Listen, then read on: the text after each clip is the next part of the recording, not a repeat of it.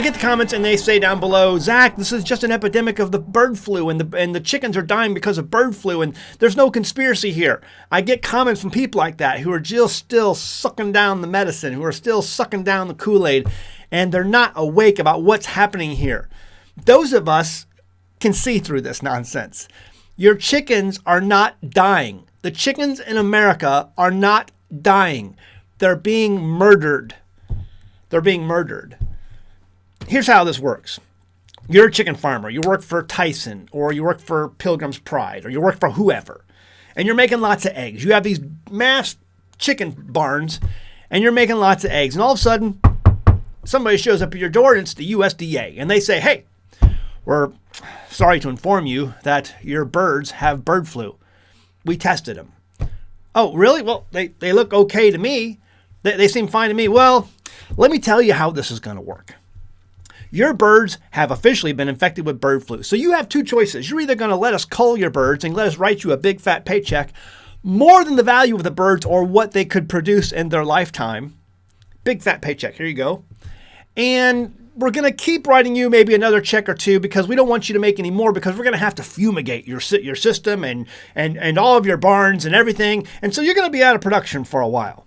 But here's some money to cover your cost and to make sure you're still okay with Tyson or whoever you're under contract with to produce your product.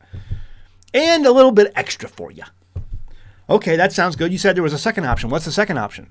The second option is, well, we just walk away and you continue to do what you do, and hopefully nothing bad happens to your flock. Because if it does, because you've been, deemed infected with bird flu, we won't reimburse you at all. So it'd be a shame if something horrible happened to your flock.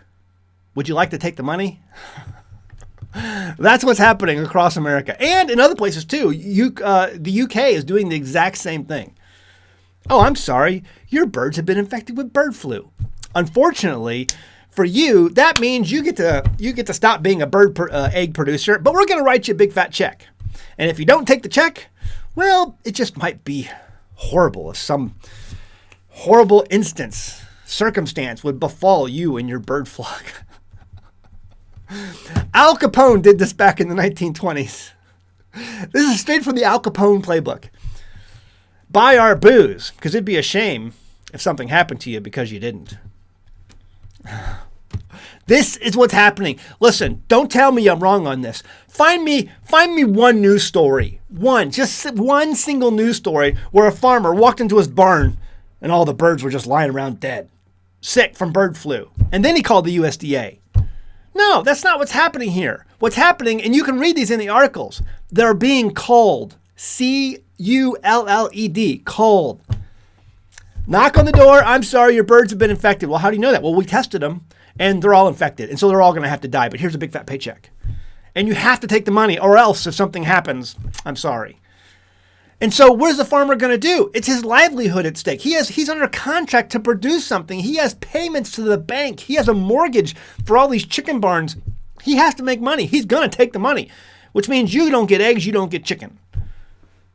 That's where we're at today. Don't tell me this is not engineered. Don't tell me this is not premeditated. This is premeditated murder. The premeditated murder of chickens. If you're a chicken right now, you're looking for a way to get out of here.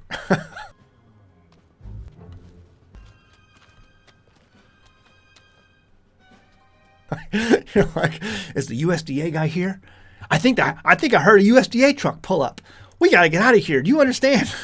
It's like the whole movie Chicken Run all over again. In the past, I have reviewed articles that talk about how cities and towns are banning the possession of chickens. They don't want you to have chickens within the city limits. And so we've talked about this, and I've shown examples of this. Amazingly, when you do a Google search, because I do Google searches on this all the time to see what new, Karens are out and about in their cities and towns trying to make sure you don't have chickens and eggs, there are no articles being published lately. In fact, the last article I can find was back in November 2022. Let's look at it. Ogden residents upset over decision to ban backyard chickens. A petition asking City Council to change the city code about chickens received over 300 signatures. Now, these signatures from people are for people who want to have chickens, and they're saying, hey, City Council, you better let us have chickens. And so the city council is pushing back on this. It says under Ogden City Code, livestock is not allowed within city limits. However, that code doesn't specify the definition of what the definition of livestock is. Under state code, poultry is included, but federally, domestic fowl such as chickens are their own category and not considered livestock. So thus the issue. The reason why you haven't seen any new articles talking about, because they come out all the time, like every week usually you see these. I mean, from month to month, there's usually a couple of them. Because there's Karens everywhere, and Karens are running amok. But one thing the Karens are scared of right now is the torches and pitchforks. Because if you come out and say, oh, you can't have eggs, you can't have chickens. Have you seen the price of eggs today, Karen, at the supermarket? You're going to tell me I can't have a couple hens in my backyard? That's fighting words. I'm not talking about, I'm going to go and vote you out fighting words. Those are actually fighting words nowadays. You're getting real hair at cost. Fighting over the eggs. This egg-demic hair. That's why you're not seeing a lot of these Karens in their city councils put, now is the time, right now, if you have any sort of political influence in your town or city and you want to have chickens in your town or city, now is the time to push the issue, because now is the time you're going to get the most real estate out of your push. Right now. Right now. Another article. Over at legalinsurrection.com, eggs now the hottest item to be smuggled into the U.S. from Mexico. Meanwhile, a group claims the egg industry is price gouging, and one rent-a-chicken company business is taking flight. A rent-a-chicken company business? It says Legal Insurrection readers will recall that I reported on the serious egg shortages in the country this June, caused mainly by the spread of a severe type of avian flu paired with Bidenflation. However, with challenges come opportunities, so rather than limiting themselves to the smuggling of drugs or illegal immigrants, smugglers are now bringing in eggs. Traffickers are attempting to sneak thousands of Mexican huevos. Is that how you spell that? Eggs? Huevos? Huevos? Huevos? Across the border per week. Leave a comment below if I pronounced that right. Across the border per week after skyrocketing prices have made them a hot commodity, costing up to $8 per dozen in certain parts of America. Customs and Border Protection, the CBP, said they saw an uptick of 108% in egg seizures. They're seizing the eggs. This burns me up. Egg seizures in the last 3 months of 2022, according to Border Report, and violators end up having to shell out a fine of up to $10,000. Whoa! $10,000 for illegal smuggled eggs if you get fined?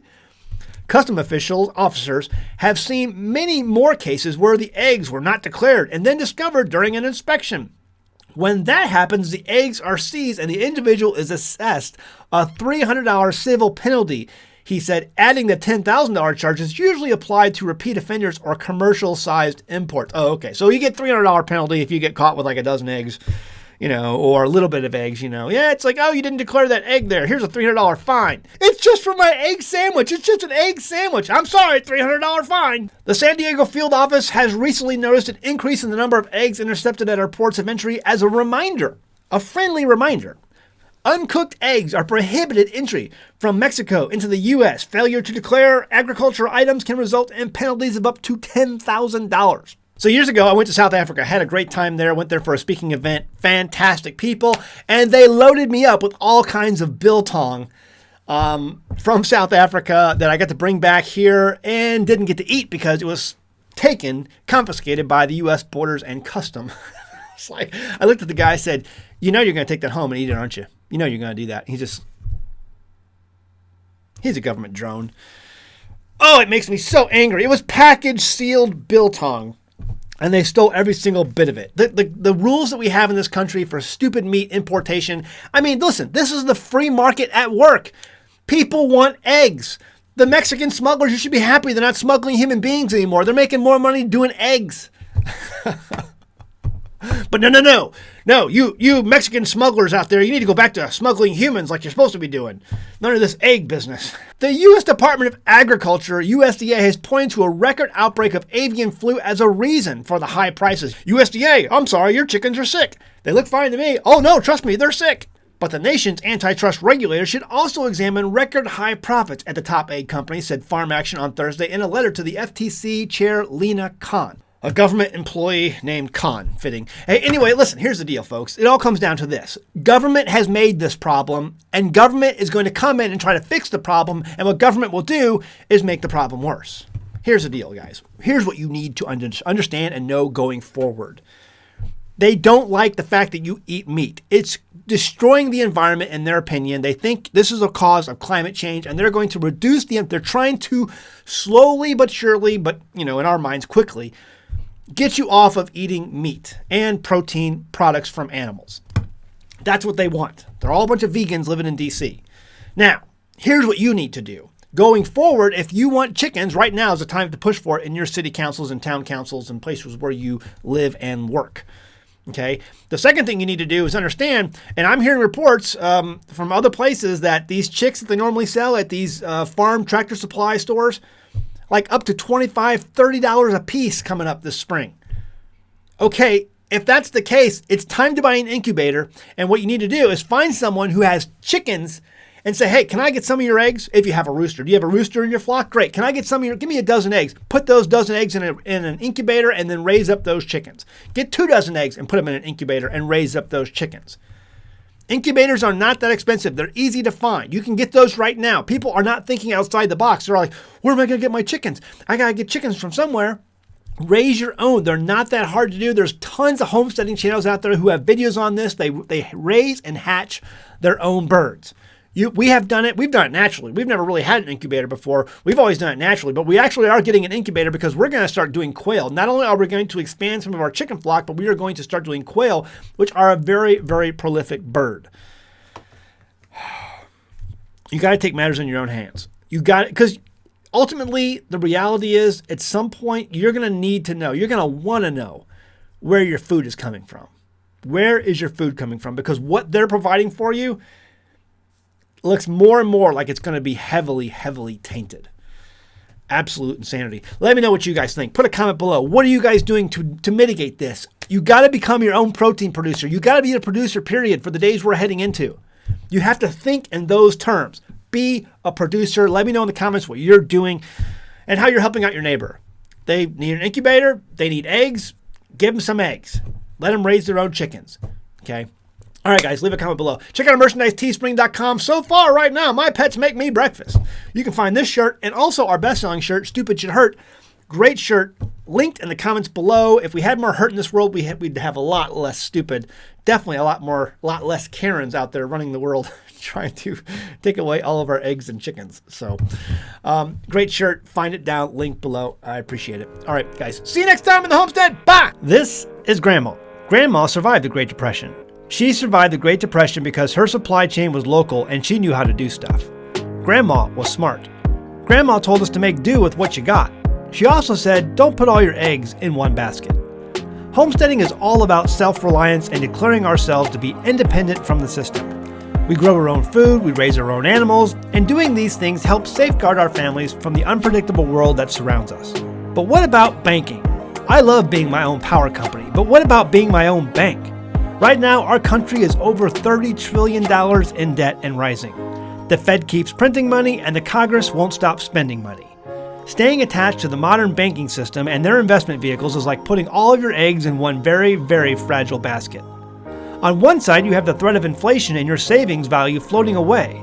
And the other side is a possible deflationary stock market collapse, just like what happened in the 1930s. Genesis Gold Group is like a basket holding eggs, and these eggs are impossible to break. History shows us that all paper investments have and will return to their intrinsic value eventually. Zero. But gold, silver, and other precious metals have never, ever been worthless. In every collapse throughout history, people have turned back to precious metals to find monetary value. If you have a 401k, an IRA, or a savings account where you're literally watching the purchasing power inflate away, give Genesis Gold Group a call right now. Today, this instant. They can develop a strategy for you in the days ahead. I can tell you how I raise sheep, I can tell you how I raise chickens, or the best way to grow tomatoes, or how to hook up a solar panel. But Genesis Gold Group is your best shot at safeguarding your hard-earned savings and investments during this increasingly turbulent time in history. The link and phone number is in the description below, or visit their website at genesisgoldgroup.com. And be sure to say you heard about them from An American Homestead.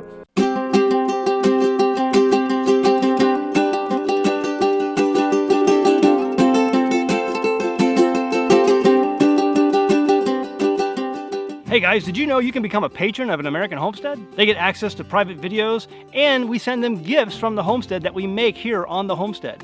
And we also enter our patrons into special giveaways that are only available to them. And before you go, please check out these other great videos. Go ahead, click. Oh wait.